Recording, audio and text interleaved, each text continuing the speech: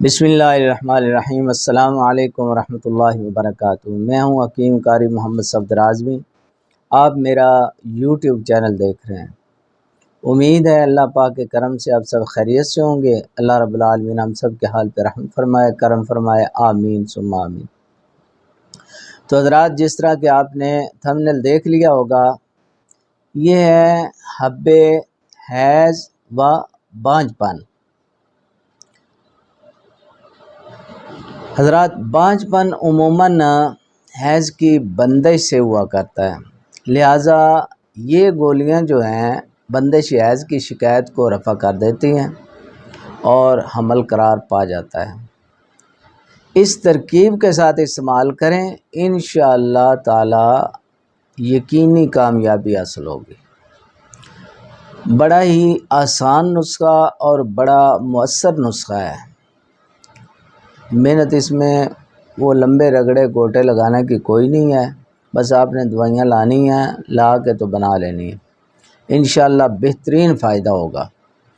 اس نسخے میں آپ نے مصبر لینا ہے خالص 1 تولہ، ریوند اسارہ لینا ہے 1 تولہ، ہیرا کسیس سبز تازہ وہ لینا ہے آپ نے 6 ماشے، اور زعفران خالص لینا ہے 6 ماشے۔ پہلی 2 دوائیاں تولہ تولہ ہیں، دوسری 2 دوائیاں جو ہیں وہ 6 ماشے ہیں۔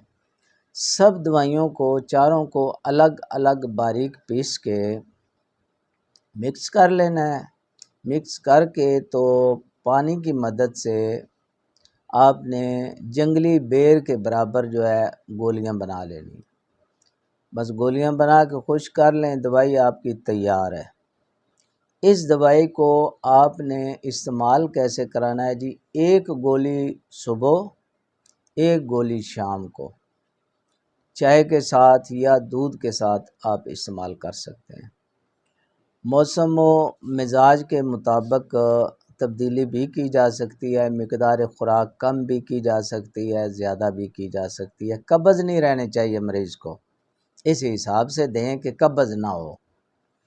یہ استعمال کرائیں، 1 مہینہ ایک کھلائیں، انشاءاللہ حیض کھل جائے گا، حیض کی خرابی دور ہو جائے گی۔ اس کے بعد یہی نسخہ دوبارہ بنانا ہے آپ نے۔ اس میں اب 2 اضافی چیزیں ڈالنی ہیں، یعنی 4 چیزیں تو یہ ہے نا، 2 چیزیں جو نئی اس میں ڈلیں گی، ایک تو ہے مر مکی۔ مر مکی 1 تولہ آپ نے ڈالنی ہے، یہ گوند سی ہوتی ہے، یہ آپ نے 1 تولہ لینی ہے، اور برادہ لینا ہے ہاتھی دانت کا۔